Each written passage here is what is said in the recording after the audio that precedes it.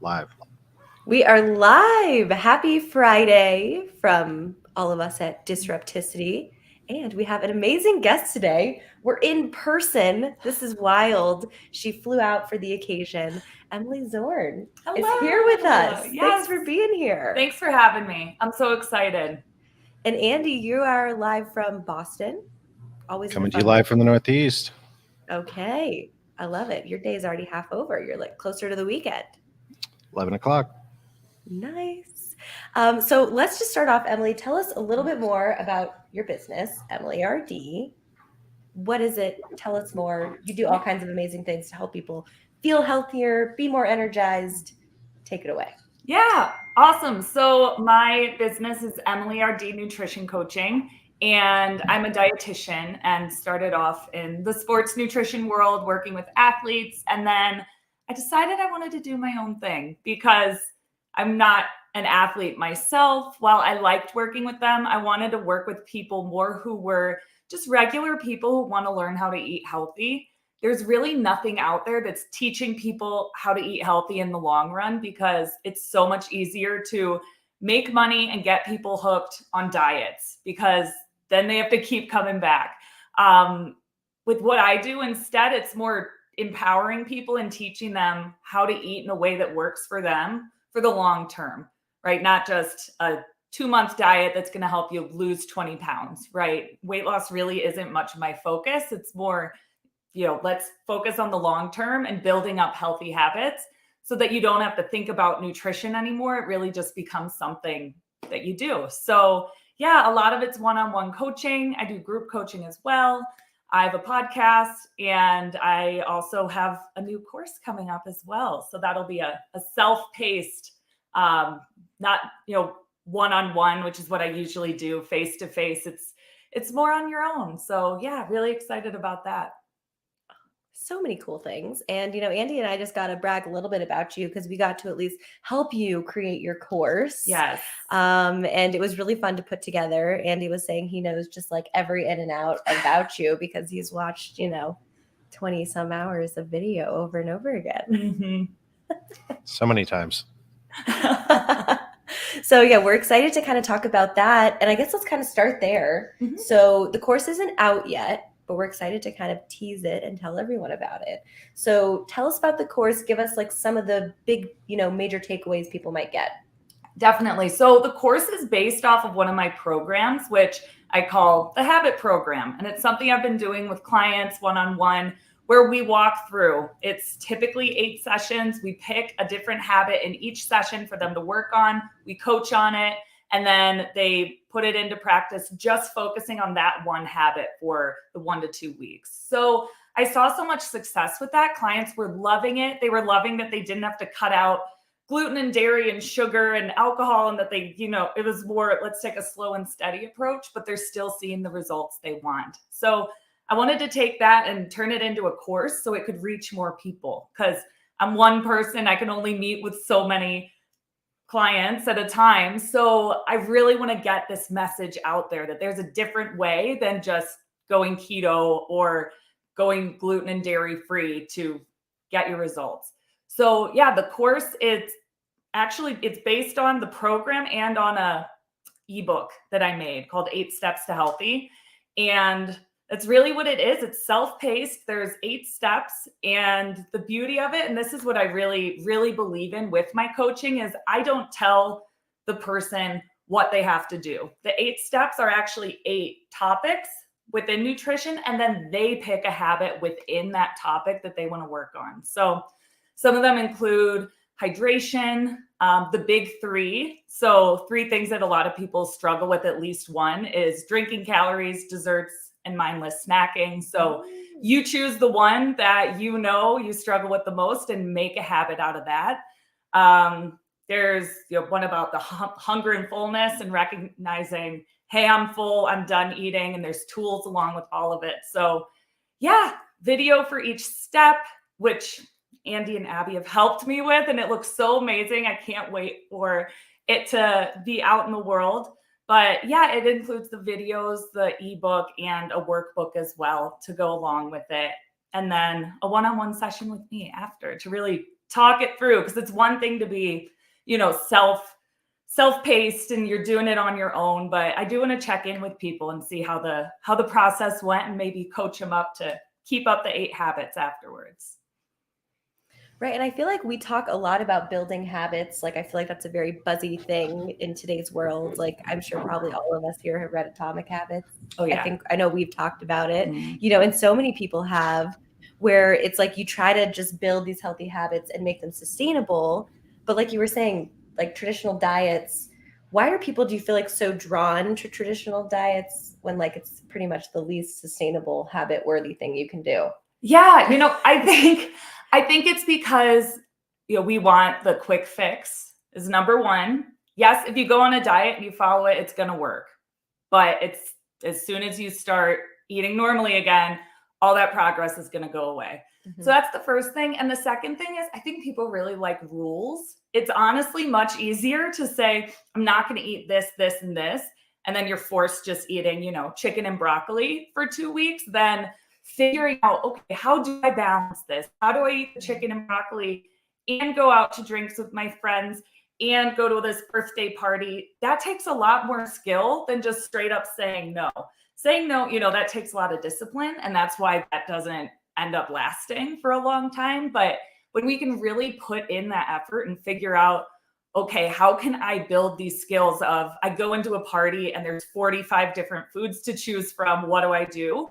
That takes some skill and some time to do, but the long-term outcome is going to be so much better than just, I'm never going to eat that. And then you start eating it and you can't stop. That's just what happens. Right. Mm-hmm. And do you feel like, I'm kind of just curious, have you ever tried any fad diets? And like, Ooh. Did they work out in a good way or a way that like, you'd expect them to? I honestly, no one's ever asked me that before. I can't think of a time where I tried an actual fad diet. I was really big on tracking for years. So it's not like really keeping track of what you eat. Right? Yeah. Okay. Calories, fat, protein, carbs, like keeping track of calories and macros. And that's not really a fad diet. And it is something that I do with some clients because it does work for them, but not something you want to be doing for the rest of your life. So yeah, that's probably the biggest thing for me, was just learning how to trust myself and that I don't have to micromanage everything I'm eating. Instead, just listening to my hunger and what I want and trying to balance it, which takes some skill. Right. Yeah. All right, I told you I wouldn't put you on the spot. That's okay. It's a good question. Andy, you've been quiet. What's going on over there? Oh, somebody was grinding some coffee grounds. I was trying to stay quiet, but it seems like one of the things I feel uniquely qualified to weigh in on this now, because maybe I was the first person to take the course. You were 100 times over. So one of the things about diets is specialists like Emily, I always hear saying that they're not sustainable if you do it. I've done keto, I've done paleo, I've probably held them up for, I don't know, 3 or 4 months at the most each time. And I've lost 10 to 20 pounds, but then yo-yoed back or wasn't able to sustain eating just chicken for the rest of my life or whatever it was. And so all the experts talk about incremental, sustainable change, small things at a time. And Emily calls them habits, and habits don't sound intimidating. And saying, I want you to pick up this thing, like every time you're going to have breakfast, make sure that you add some kind of protein to your toast. Or, for the next 3 weeks, focus just on that. Or like you said, with hydration, focus on just always having a water bottle with you. Or if you don't like drinking water, adding lemons or something to it. But just focus on this little tiny habit so you give yourself enough time to actually make it a habit. Because what is it that they say? It takes like 30 days to actually adopt something into a habitual process. So it's one thing at a time. It's a different topic at a time. And I don't feel overwhelmed by having to learn all of the physiology of my body versus other people's or general science. These are just things that everybody can take away from drinking better, making better choices at restaurants. The restaurant one really sunk in for me a lot. One of the things that Emily says is, and I'm not trying to give away any of the secret sauce because you guys all need to be I love proper paying customers. But one of the things that she says is when you sit down to a meal, you should pack up half of the entree before you start eating. And so we live in a country where portion control is a really big issue. And so if you ask the waiter when they bring out the meal, could you bring a box too? I'm going to pack up half of this because I know afterwards I'm going to regret having taken down this entire chicken parm or whatever. And then you're really managing your portion control ahead of making these choices, which is something that causes the stress to dissipate. And you also have lunch for the next day. Hey, 2 for 1. And Boom. I will say too, we did go out to dinner last night, and we packed up some food. Did a tasting menu. We couldn't eat more than like half of any of the courses, so we have like a whole other meal. So we really followed that. Yes, but I will say, Andy, while you were saying that, I was thinking of our lunch yesterday where I did not pack up half of the lunch. So it's okay to not be perfect with all of this. That's something people with diets and with our society, and almost every person who comes to me, they say, I'm stuck in this all or nothing mindset. Either I'm all in and I'm totally 100% following this diet, or I'm all out and I'm eating as much as I want of whatever I want. And it's all just, I'm feeling terrible. So with this approach, there's a lot of grace with it that, you know what, you don't have to be perfect as long as most of the time, I tell people 80% of the time, if you can follow the habits and eat healthy 80% of the time, that 20% isn't going to push you over the edge, right? You could still be healthy while having that 20% of, yesterday I ate the whole burger and I didn't cut up half, but that was okay because it's 20% of my time. Most of the time I would, probably stop at half. Things like that. So it's okay. And you don't have to go into this spiral of, oh, I failed. Now I'm going to eat a whole bag of chips and do whatever I want. Just if you make one small, it's not even a mistake. It's just you push it into 20% and balance it out with 80% choices the rest of the time. One of the things that I always tell myself when I'm putting a concerted effort in is if there's 7 days in the week and there's 3 meals in the day, there's 21 meals in the week. And if you do better at 19 of them in the next week and the subsequent weeks, then you're doing that much better than you ever were before. And focusing at every food choice at 80-20. But if you think, I'm not saying Sunday night take down 5,000 calories of deep dish pizza, but if you try to not go out as much, or you try to pack a lunch or do better, maybe even limiting it to, let's give me 2 or 3 dinners a week when I can eat out, and the rest I meal prep everything. But if you just think about the number of meals, if I just do better at 17 or 18 of the 21 meals of the week, then I'm making a huge increase over what I did last week. And you can literally plan that on a Sunday night with maybe I'm going to go on a date on Thursday and I'm going to go out on Saturday and do football or something. But then I'm going to plan all the rest on my own. That's also a really good financial choice, which yes. Throw that in there. Yes, that's one of the things most people say to me when I say, oh, why is this something? Why is this important to you? How will this impact you? A lot of times people say, well, I'll save money by not going out to eat as much. But you can still do it. Like you said, Andy, sometimes, 3 or 4 meals a week, that's pretty good. That's a great balance of you can still enjoy your life, but balance it out with those healthy choices most of the other times. And I want to bring it back around to the whole reason we're here, because we're disrupting things. And we were kind of brainstorming before over breakfast of like, well, how are you disrupting? And I had a dream exactly about how she would answer this question, which I know is weird. If you're watching this and you don't know me, you might think I'm extra weird. If you know me, you get it. So fill us in on like your approach, because it is very different than a lot of other people in your industry. Yeah, definitely. So like I said, I started out as a dietitian specifically within sports, so collegiate and professional sports. And as a dietitian, you are taught about food. Like there's no arguing with it. Like dietitians, we are the food experts. We know food inside and out.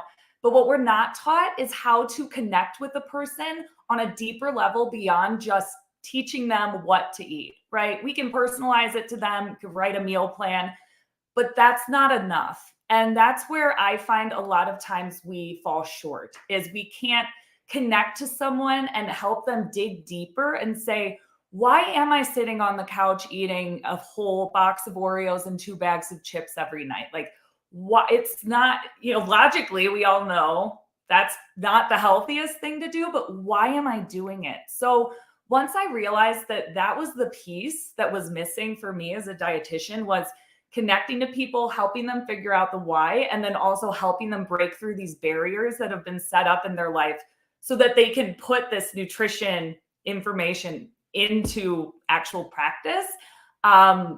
That's what was missing. So my first business coach actually was a life coach as well. And she opened my world up to life coaching, which that's a big word and it can mean a million different things, I feel like. But for me, I decided to become a life coach to learn those other skills. So I didn't learn, one thing about nutrition and life coaching because I knew all of that. But in life coaching school, it was all about learning how to talk to people and ask the right questions and dig deeper and just help them get these aha moments where, they're actually able to realize why things are happening and then move forward and put the healthy practices into place. So whenever I work with a client, it's a mix of, yes, we're talking nutrition and personalization and everything that they need to get to their goals.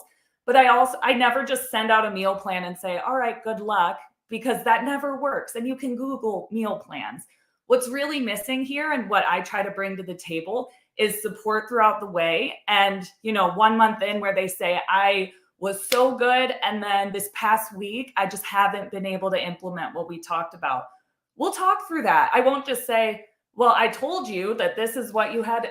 That's not what we're taught in dietitian school at all, and to help people when they are struggling. So yeah, I think the life coaching bit has really helped a lot with that, to help people break through those tough times and realize, yeah, I can do this, and just kind of break down those walls and help them implement the things that we're talking about. Oh, I love it. That was a perfect way to describe it. Thanks. So it was like almost just like my dream, I will say. So, and I feel like obviously we know each other like on a friend level, not just business level. Mhm. And I think it might be kind of fun to clue people in on that. And then I have some fun, more like personal questions. Cool. Bring Also them for on. you too. But you guys see this like Syracuse flag. I'm like, oh, how far do I have to reach far? So Emily and I both went to Syracuse together, and we met living in a dorm freshman year. And a fun part of kind of how I feel like your whole journey with food and my whole journey with TV started is we had a cooking show in college. Talk about that. Yes. So Abby approached me sometime freshman year, sophomore year, and said, we should do a cooking show for Citrus TV, which was Syracuse's TV channel on campus. And I thought it was so unattainable. I thought that was crazy. And that's just the story of Abby, is like she gets an idea and goes for it. And I think that's amazing.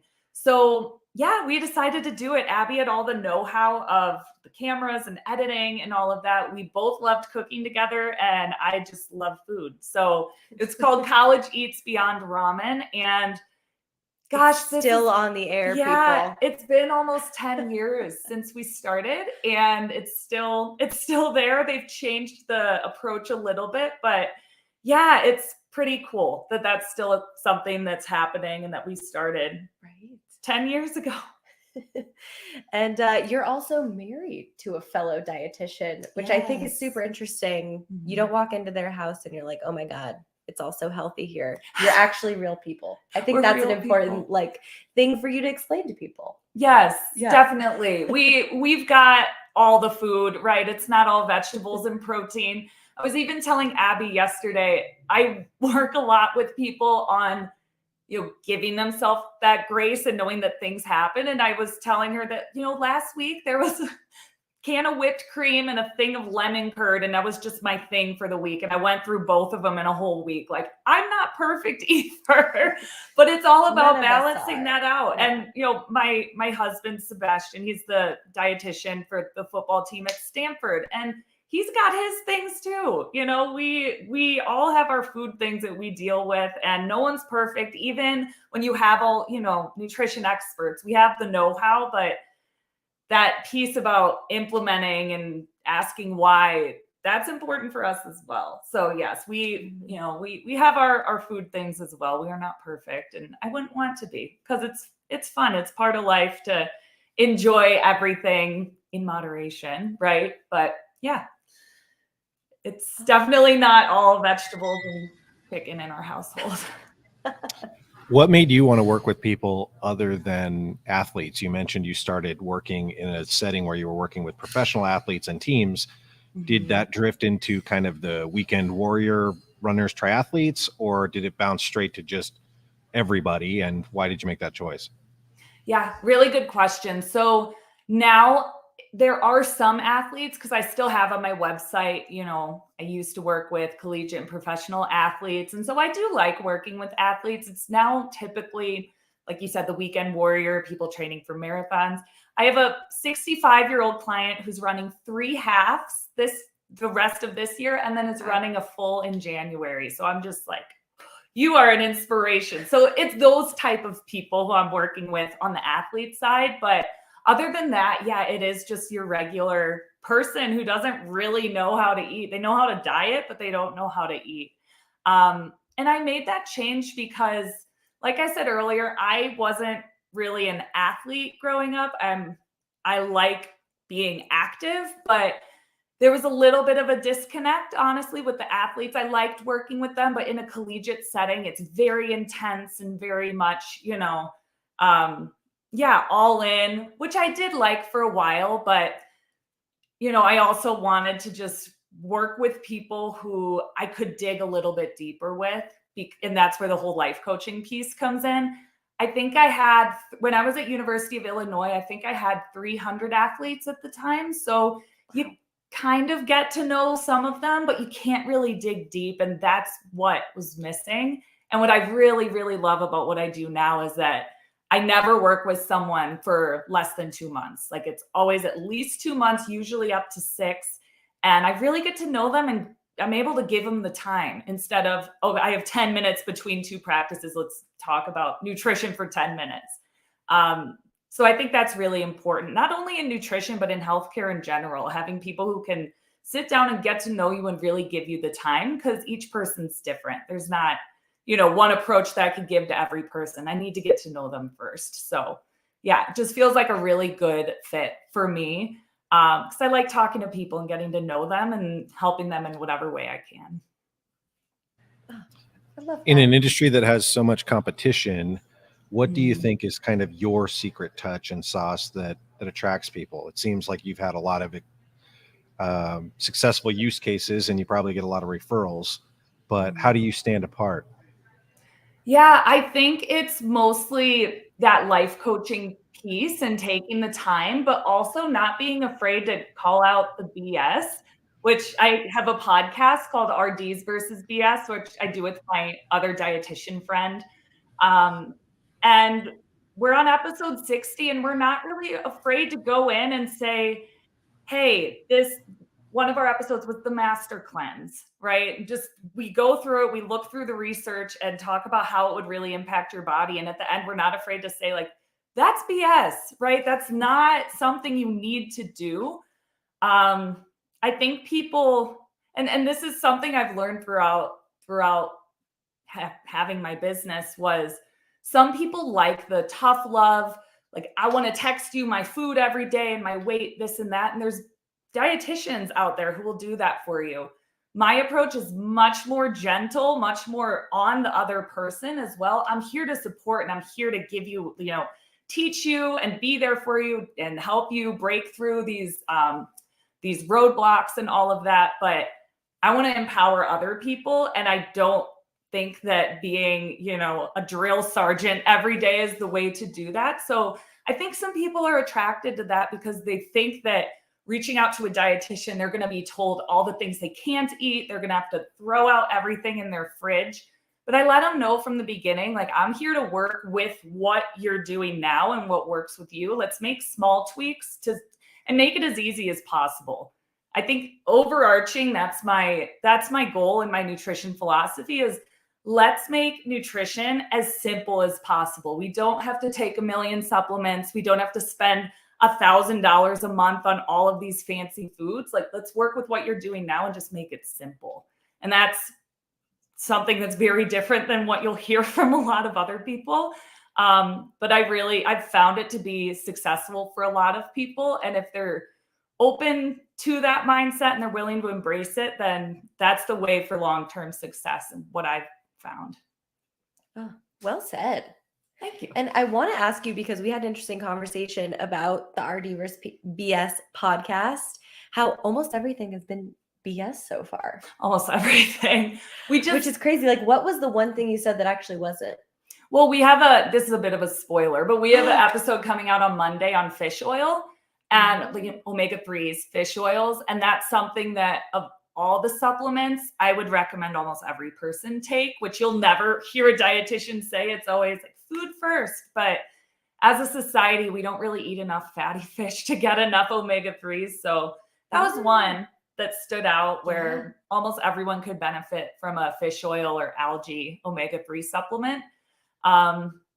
But yeah, probably 90% of what we talk about is BS, not to, give it away if you end up listening to the podcast, but I still want to know why. Yeah. And it's just fun to talk about. Some of them we know going in, like the most ridiculous diets. A diet based on your blood type was one that you just kind of go in knowing it's going to be BS, but it's fun to talk about.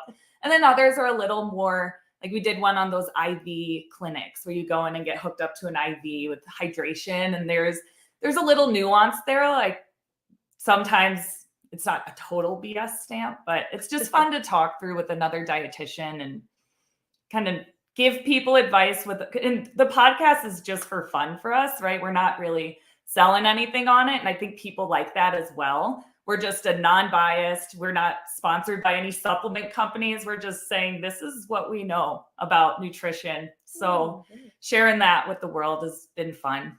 And where can people listen to the podcast? Yeah, it's on Apple Podcasts, Spotify. And if you don't have any of those, you can also just go on our website, rdsversusbs.com, and they're all up on there. I love it. I love the name. I can't believe that wasn't taken. I know. So just, what's the word? Oh my God, I lost it. I didn't have it in a dream last night. That's okay. Anyway. I know we're getting towards the end of the stream, and I want to make sure we have plenty of time for you to plug, where people can find you. But first, I always like to ask people, like, what's an exciting thing happening for you? What are you celebrating right now? Yeah. My most exciting thing would be this course coming up. Honestly, it's been 2 years in the making. And then when Disrupticity approached me and said, hey, is there a course you want to make? I had something immediately, like this ebook. I've been working on it for so long. So I'm so excited to have it in video form, in a course form, and to get it out there into the world. Really excited for that. So that's probably my biggest thing that I'm celebrating right now and looking forward to is publishing that course. Yeah. And we're so happy to be your partners in making that happen. Andy, any other questions from you? Want to make sure we don't miss you over there. I have a very important one. Yes. Like, big deal. All right. Okay, Emily. All right.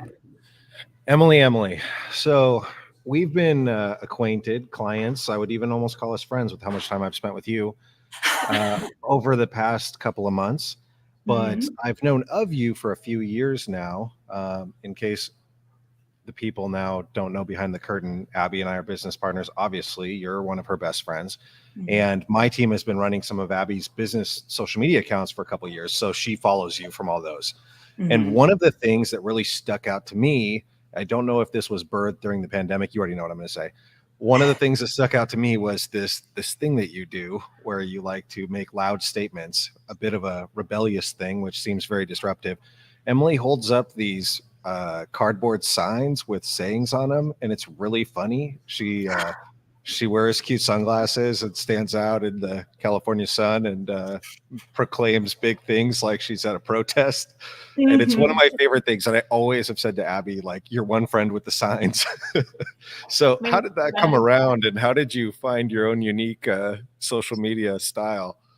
Yeah, that's, I can't take total, that wasn't my idea. That sign thing came from Dude with Sign, who I think is just hilarious. And I made it into nutrition things.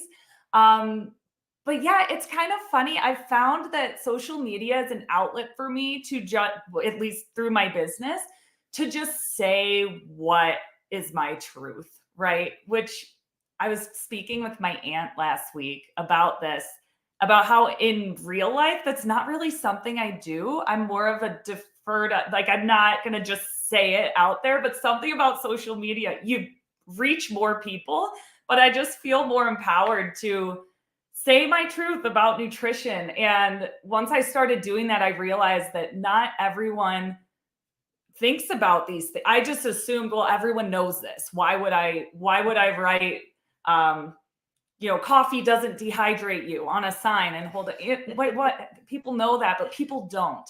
And that's what keeps me I going. just learned that. Yeah, right now? Yeah. Okay, we'll talk about that Only later. if you drink enough.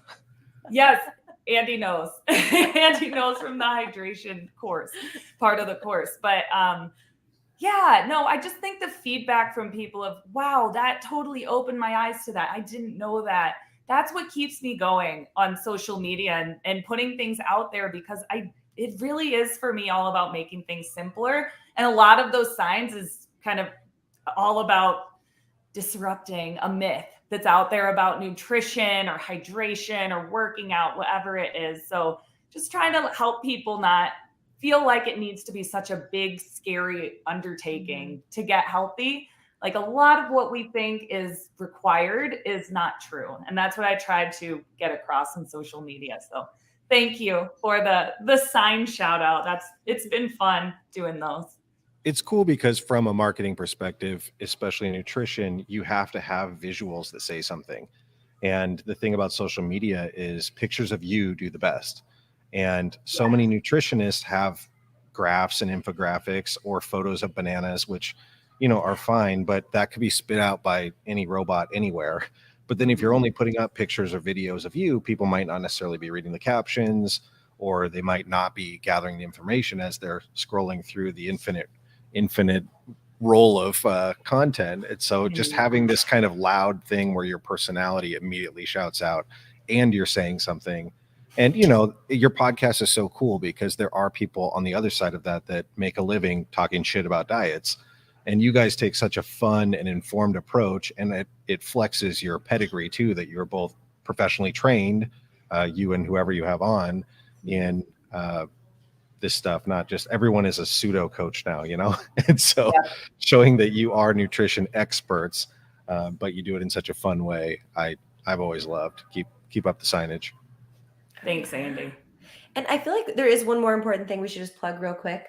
What is the difference between a dietitian and a nutritionist? Because I feel like, I don't know if we can do this quick, but I'll make it quick. Yeah. So Andy, Abby, you can call yourself nutritionist today. You could add it to your LinkedIn and your resume and this and that, and there's no legal implications, right? To have the word RD or the letters RD after your name to be a registered dietitian, you have to go to an undergraduate program that's been accredited. You have to get accepted into an internship that's going to be a year long. You do the internship, and then you have to take a board exam. So that's why dietitians get so wrapped up when people say, oh, I'm a nutritionist and this and that, because anyone can say it. But if a person has RD after their name or says, I'm a dietitian, a registered dietitian, legally, they can't do that unless they've been through all of that coaching or all of that training and schooling and all of that. So yeah, so it's confusing, and people ask, oh, are you a nutritionist or dietitian? And I think it's worth explaining that difference just so people know, so that you're not caught in this, oh, well, they say they're a nutritionist, so they must know what they're talking about. That's not necessarily always the case. Right. Yes. Do your homework. And I feel like if you have questions about the difference between the two, reach out to Emily. If you want to see her, going. Check out her course, listen to her podcast, just get in touch with her. Where can they find you? Yeah, so I'm on Instagram a lot. If you have Instagram, so that could be a good way. It's Emily_RD_. But you can also email me, EmilyRD@emilyzorn.com. And that's my website, emilyzorn.com, ZORN. So all the information's up there. You could get in touch with me there. But thank you guys so much for having me. This has been a blast. I love what you're doing, disrupting industries out there, and I think it's fantastic. Oh, well, thank you. You're paid to say that, but that's okay. I'm not paid. Just saying that. I'm not paid. I am your You're friend, our first though. in-studio guest. Yes, that's true. Oh my God. Oh, it's been so This will fun. be fun. I wonder who will be in studio next. I know. We'll see. Thanks, everybody. Have a great Friday. And the links to Emily's stuff are right below. So just scroll down. You can click. Have a See you. great day. Thank you. So good seeing you guys.